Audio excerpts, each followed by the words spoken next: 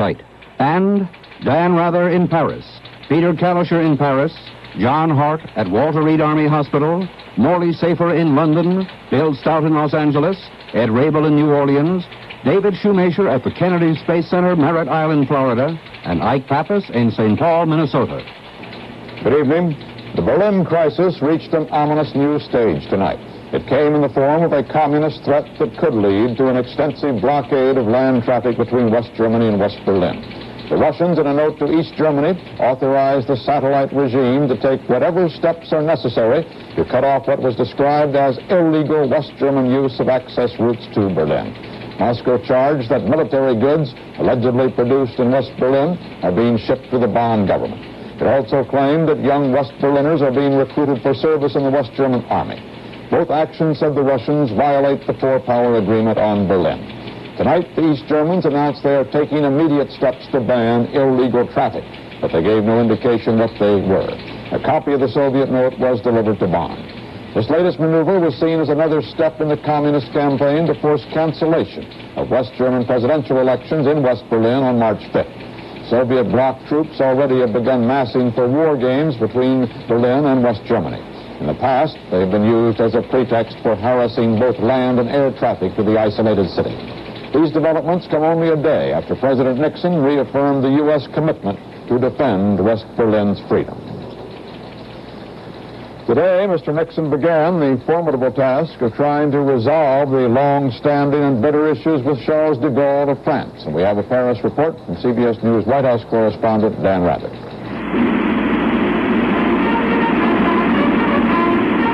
President Nixon came off Air Force One quickly. None of the usual posing at the top of the ramp.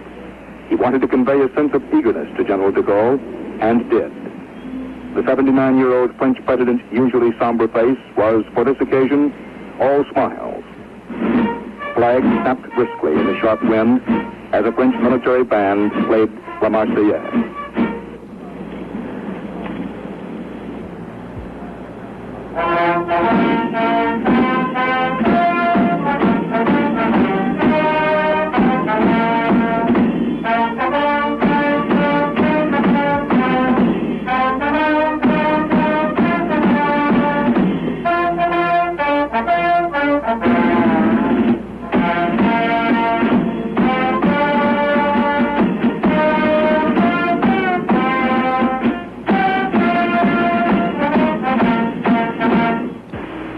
President Nixon has been attempting to downplay the military on this swing around Europe.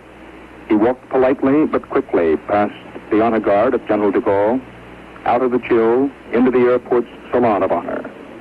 De Gaulle's speech of welcome emphasized his appreciation for an American president who would come to listen. Mr. Nixon's response was lavish in praise. Monsieur le Président, for 200 years now, during which everything has happened, nothing could ever prevent our country from feeling it was a friend of yours.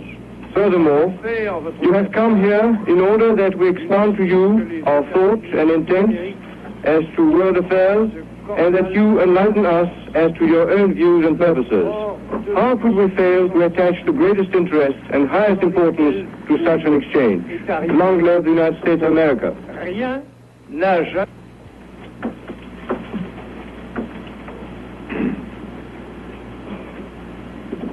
In a personal sense, I look forward to the opportunity to receiving from you your judgment, your counsel, not only on the relations between our two countries, but even more on the great problems that divide the world, and your judgment as to how the United States can best fill its role in helping to solve those problems.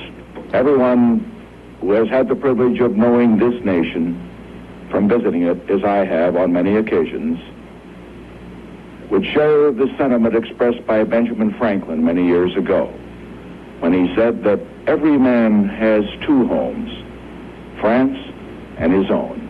And it is in that sentiment, Mr. President, that deep from my heart I say, Vive la France. At the Arc de Triomphe, President Nixon came without General de Gaulle. At the Arc de Triomphe, President Nixon came without General de Gaulle to pay his respects at the eternal flame of France's unknown soldier. A wreath inscribed from the President of the United States and the American people was carried for Mr. Nixon by 2 U.S. Marines. Drums rolled and French taps played as the President stood silently, eyes closed. Then to Élysée Palace, where General de Gaulle was waiting to begin the first in a series of private talks.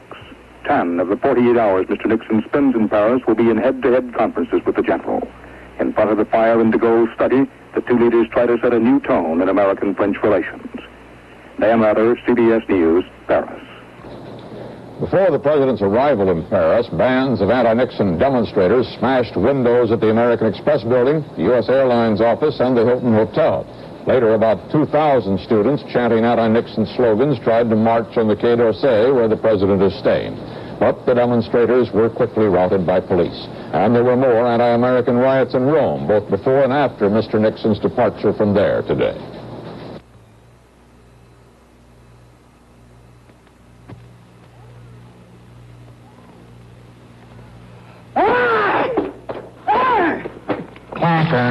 Clackers, the surprising new cereal that tastes like graham crackers. Congratulations, sir. You're the father of twins. Clackers, the surprising new cereal that tastes like graham crackers. Right, it's the new Big G cereal with the surprising new flavor. Clackers taste like graham crackers. Get clacking with Clackers. This is Zoller & Son, the most successful sign painters in town. They're so busy they seldom find time to stop for lunch. Result? Zoller & Son have a vitamin gap. What's a mother to do? Serve Total, the vitamin cereal. One bowl, 1 ounce of Total, has 100% of every minimum daily adult vitamin requirement set by the U.S. government. Even for businessmen too busy to eat, Total fills the vitamin gap deliciously. Now for some observations on perhaps the most important phase of Mr. Nixon's European trip. Here is our Paris correspondent, Peter Kalischer. If President Nixon came to France to improve Franco-American relations and open a friendly dialogue with General de Gaulle, he has already succeeded. Rarely has there been such a diplomatic love duet as between the two chiefs of state on Mr. Nixon's arrival at Orly Airport. It was as though the testy exasperations of the Johnson administration never existed. General de Gaulle evoked the spirit of France's 200-year esteem for the United States and his own high personal regard for Mr. Nixon. Mr. Nixon came as close to open flattery as it was possible in referring to the general. But after the exchange of mutual admiration, if Mr. Nixon believes he will move the general 1 degree off the course he has set for France in world affairs, he will be disappointed. President Nixon said he was for a stronger NATO. The general believes NATO should be dissolved. President Nixon backed Great Britain in its desire to enter the common market. The general is adamantly opposed. Mr. Nixon wants international monetary reform, but gold pegged at its present price. The general wants to see the price of gold raised. President Nixon will certainly improve relations with France and probably with the general, but he had better stick to generalities. Peter Kalischer, CBS News, Paris. American military sources in Saigon said today that 4 North Vietnamese divisions, up to 60,000 men, have now crossed into South Vietnam from Cambodia. And they predicted that communists soon will launch a new series of ground attacks, with Saigon the main objective. Throughout this week, the enemy has been limiting itself mostly to the shelling of cities and military bases.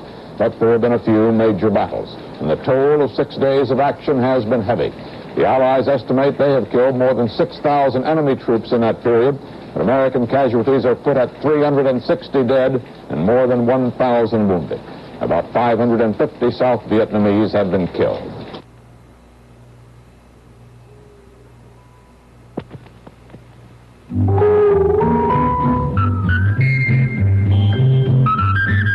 This is a happy mood. But in this weather, happiness can often become a thing of the past. When you get a cold or flu with aches and pains and sometimes a fever, that's the time to do what doctors say. Rest, drink plenty of liquids, and take aspirin to relieve pain and reduce fever. So remember, Bayer aspirin is pure aspirin, not just part aspirin. And for your children, there's orange-flavored Bayer aspirin in the exact tablet size doctors recommend. For children as well as adults, Bayer works wonders to reduce fever fast and bring all the pain relief power your aches can use. Just take Bayer, take it easy, and pretty soon you'll feel more like a human being again. So whenever someone in your family catches a cold or the flu, remember, Bayer and Children's Bayer work wonders. Honest.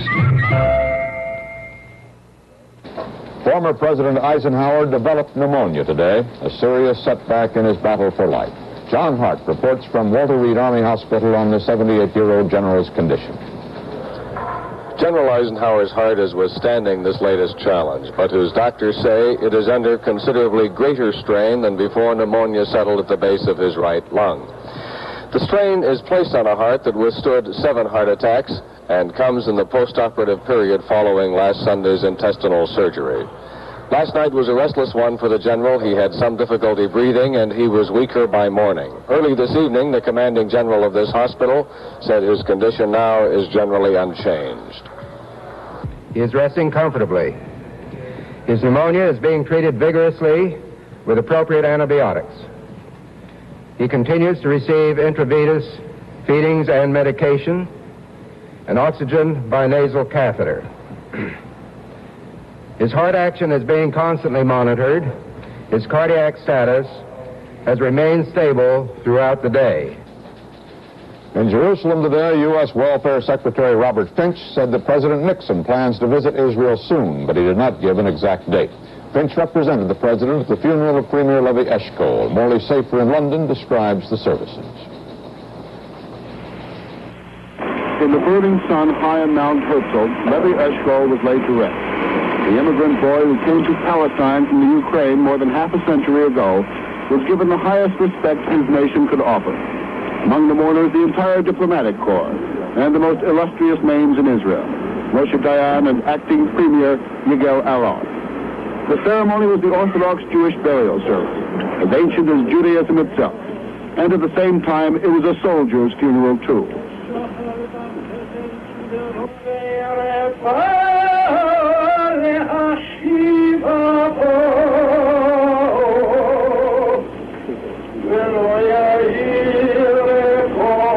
More than 300,000 of his countrymen, from the smallest kibbutz to the highest office in the land, had filed by the coffin as it lay in state. And this morning, on the hill named after the founder of modern Zionism, Theodor Herzl, he was buried in a corner reserved for the nation's hero. The only break with Jewish tradition came at the very end, with a final military tribute from Israel's armed forces.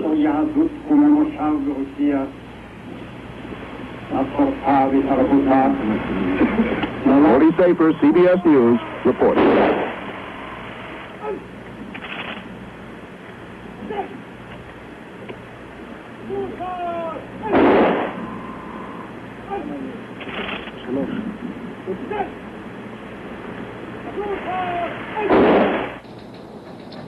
Interior Secretary Hickel today asked Congress for legislation to deal firmly with shippers and drillers who pollute offshore waters. He said they must be required to bear physically and financially the burden of cleaning up their pollution.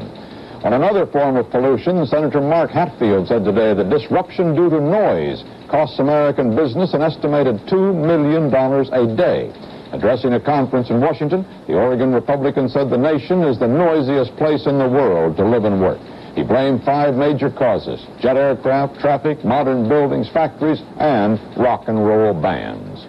The Nixon administration today announced intentions to stop large conglomerate mergers, those between big corporations in unrelated fields. Assistant Attorney General Richard McLaren, the antitrust chief, said he believes existing federal law allows action against the conglomerates on grounds that such mergers reduce competition. The administration move is the latest in a series of Washington developments which have knocked some of the glitter off conglomerate stocks on Wall Street. In recent weeks, several of them have lost from 1/3 to 1/2 of their value. Generally, prices closed mixed on the New York Stock Exchange today. On a volume of 9 million shares, the exchange index lost 1 cent.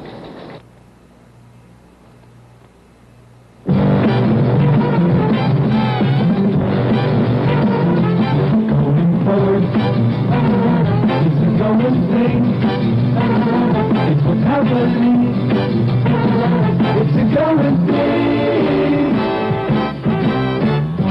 the going thing going in your life. Get a specially equipped, specially priced Ford Galaxy 500 hardtop with sports roof with options like white sidewalls that add a dash of class. Body side molding that sets you off from the crowd. wheel covers that cover your wheels. A rim blow steering wheel that steers you straight. And a vinyl trim interior that really spruces things up. And your Ford dealer's got specially priced, specially equipped Mustangs, Fairlanes, and Falcons, too. Your Ford dealer's pop auction sale proves that going Ford is the going thing. Ford gives you better ideas. It's a going thing. A surprise development marked the opening of the defense today in the trial of Sirhan Sirhan for the murder of Senator Robert Kennedy. CBS News correspondent Bill Stott reports from Los Angeles. It happened again. Sirhan blew up, said he wanted to change his plea to guilty and be executed. He talked that way a few days ago, but privately in the judge's chambers. This time it was in open court, a sharp and sometimes angry exchange with Judge Herbert Walker. Sirhan said he killed Robert Kennedy willfully and maliciously and wants to be executed. The judge said nothing in the law permits that. Sirhan replied he wants to get rid of his lawyers, withdraw all the evidence in the case, and represent himself, and the judge refused. Sirhan's lawyers had tried to calm him, but for several minutes it seemed obvious a blow-up of some kind was coming. He was excited, chattering with one lawyer, and then, at the request of the defense, the jury was sent out. Chief Defense Counsel Grant Cooper then said he had thought Sirhan had calmed. The accused slayer, he said, had objected vigorously to about a dozen of the 30 witnesses the defense planned to call, but, said Cooper, he changed this morning and agreed to cooperate. And then he changed again in the afternoon. What set him off was the testimony of a Pasadena school official reciting Sirhan's grades, about average, and his showing in various mental tests, usually far below average. But the drama was in Sirhan himself. Judge Walker said he'll put up with no more interruptions. He ordered Sirhan to be quiet, or, he said, he'll take measures to keep him quiet. You will be given a face mask, he said. You will be strapped in a chair, and the trial will proceed. After all that, the defense lawyers asked to be let out of the case, but the judge refused. And the trial did continue, with Sirhan due on the stand Monday. Bill Stout, CBS News, Los Angeles. Later, Sirhan's mother took the stand, but she broke into tears while testifying, and the trial was adjourned until Monday. At the Clay Shaw conspiracy trial in New Orleans today, attorneys for both sides made their final arguments before the case goes to the jury, expected sometime tonight. Shaw's trial on conspiring with Lee Harvey Oswald and David Ferry to assassinate President Kennedy began January 21st. During the trial, the prosecution constantly attacked the findings of the Warren Commission. CBS News correspondent Ed Rabel spoke several days ago with trial judge Edward Haggerty about that development. On some days in your court, the name Clay Shaw isn't even mentioned. I'm aware of that. On the contrary, much of the time only Warren Commission testimony is presented. That's correct. And the contention has been made in the press that indeed the Warren Commission is on trial here. How do you answer that? Well, legally, the Clay Shaw is on trial. Mr. Shaw, I've been referring to him as Mr. Shaw, he is on trial. Now, what the public makes out of this, or what verdict the jury gives, that's up for the public. It's been in open court. The hearings are in open court, and the press will report it, and the news media will tell the world what happened here, and the public in general will make their own opinion as to whether or not the Warren Commission has in fact been on trial. I certainly did not intend to place the Warren Commission on trial, because legally it cannot be on trial. It's a nebulous thing. You can't try a book. You can't try a document. But the conclusions, and there's no question that some of the conclusions have been attacked during the course of the last several days, but I have no opinion on that. The Warren Commission is not on trial per se in the trial of Clay Shaw. Indirectly, the reporters and all have leaked it, because you can't go into one without the other. Now, the state could have left all the events out of Dealey Plaza completely and not go into the assassination act in and of itself at all, and still could have proved its case. The fact that they've gone into that matter, they have tried to overprove the case to try to connect the events in Dallas on November 22nd, 1963, with the conspiracy allegedly in New Orleans. Should the jury return a verdict of guilty, don't you think this might create general doubt about the Warren Commission report? Well, that's another question. I guess, to be truthful, yes, it would. In Coronado, California today, Commander Lloyd Booker broke into tears and had to be led from the Navy's Pueblo hearing when he heard one of his crewmen testify he was able to survive the Korean imprisonment because of his faith in God, his country, and Commander Booker.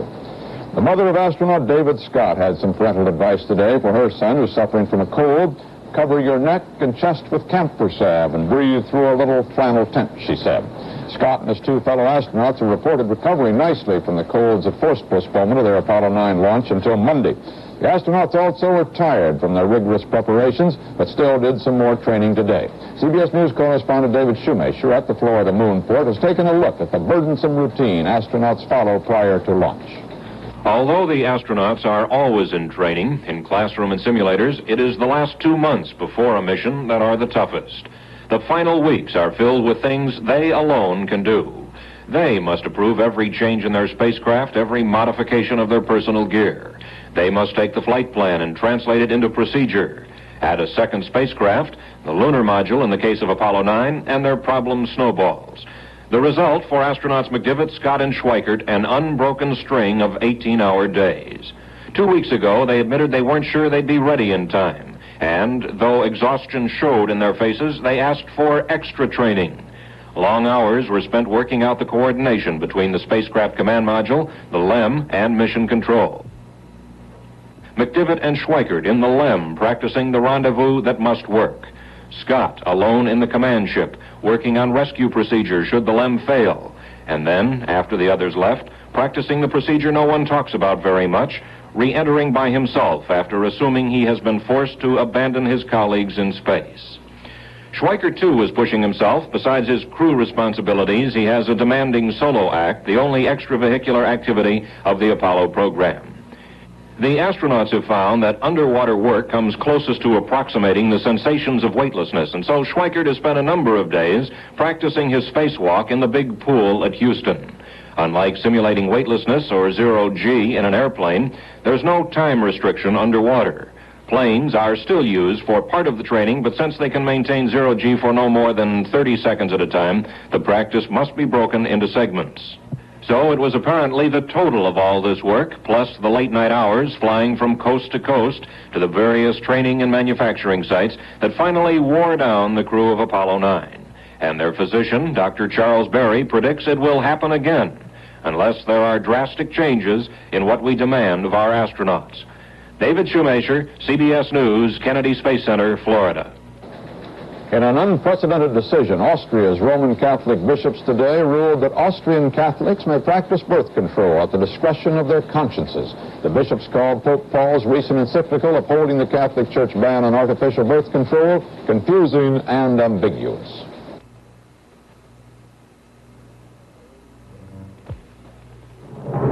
Oh, the disadvantages of the new Benson & Hedges 100s.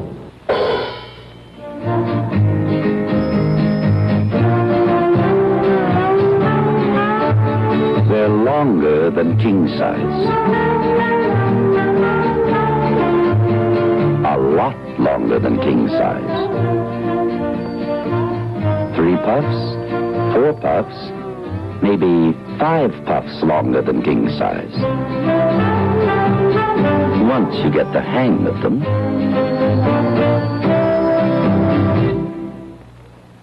At Persona, we got a simple directive from our chairman of the board. Our blades have to shave better than any other blades.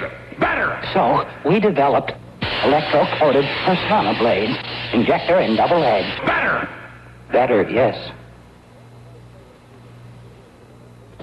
Former Vice President Hubert Humphrey has begun his new job, and Ike Pappas was on the campus of McAllister College in St. Paul, Minnesota yesterday for Humphrey's first day as professor.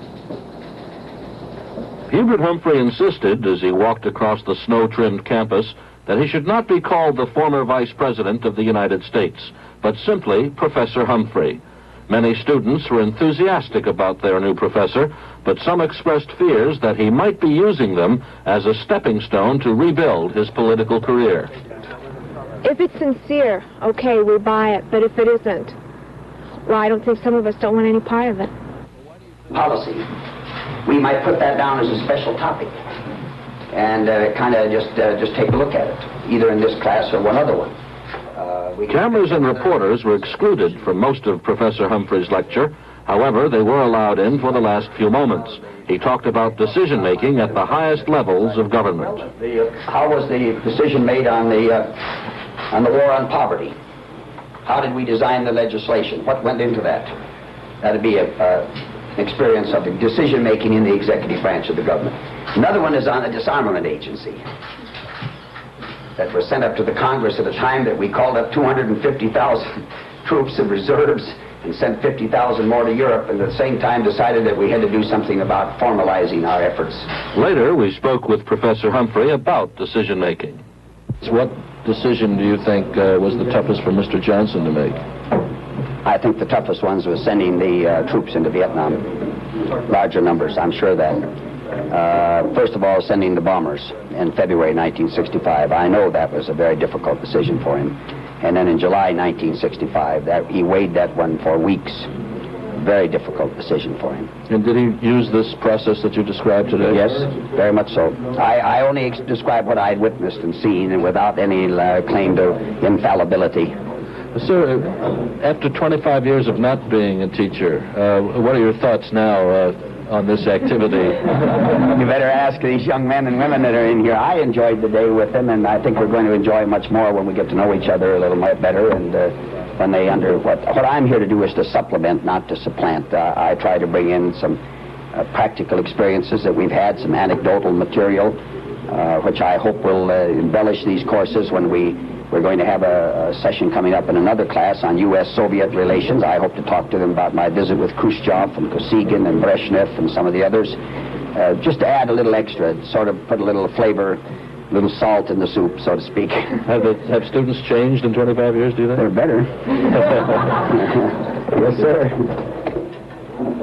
After Mr. Humphrey left, his students graded their new professor. He's just a guy, just like everybody else. And so I think I wasn't too much in awe when I came to the class. Just, a very fine gentleman, and I think one who knows what he's talking about. Hubert Humphrey's past, of course, makes him eminently suited to his new on-campus duties. A lecturer in the political science department, Mr. Humphrey learned most of the practical lessons of politics, not in a classroom, but in actual hand-to-hand combat. And secondly, his main task will be to speak. And after all, isn't that what politicians do best? Ike Pappas, CBS News, at St. Paul, Minnesota. And that's the way it is. Friday, February 28th, 1969. This is Walter Cronkite, CBS News. Good night.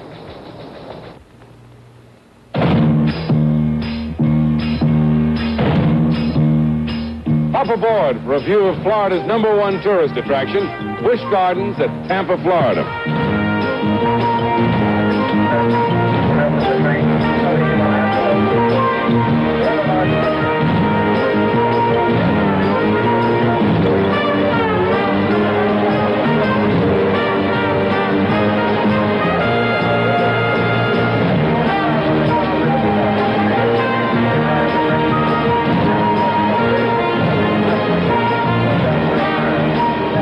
Visitors actually start here, touring the Budweiser brewery, to see how the king of beers is brewed. Then a stroll through Busch Gardens, perhaps winding up at the old Swiss House restaurant. How about joining me in a Budweiser and a visit to Busch Gardens? This has been the CBS Evening News with Walter Cronkite. Nixon and de Gaulle's meeting, a CBS News special report tonight on CBS. Reorganization of the Democratic Party. Details coming up next on Channel 5 News.